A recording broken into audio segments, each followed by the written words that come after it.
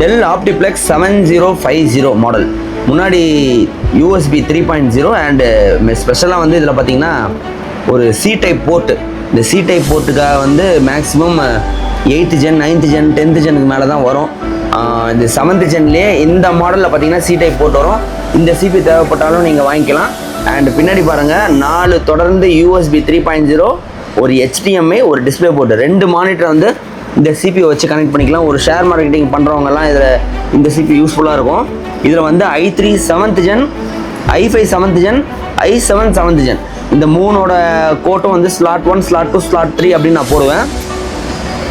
Check பண்ணுங்கள் எப்படி இருக்குன்ட்டு. இந்த சிபி வந்து ஐடி கம்பெனிஸில் வந்து புதுசு எவ்வளோக்கு வாங்கியிருப்பாங்க பாருங்கள். இதே டைனி பிசி டேரெக்டாக பாருங்கள் டெல் வெப்சைட்டில் i5ல 12th ஜென்ரேஷன் இன்றைக்கி வந்து இந்த 12th ஜென்ரேஷன் 93,894 ரூபா கொடுத்து பர்ச்சேஸ் பண்ண கம்ப்யூட்டர் தான் இதுவும்.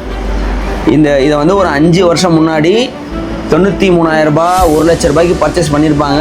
ஸோ அந்த சிபி தான் இப்போ வந்து 12th ஜென்ரேஷன். அடுத்த 5 வருஷத்துக்கு அப்புறம் நம்மளை மாதிரி யூஸ்டு கம்ப்யூட்டர் செல் பண்ணுறவங்க அமேசான்லலாம் இது வந்து ஒரு 12,000லேருந்து 15,000ல நம்மக்கிட்ட வந்துடும்.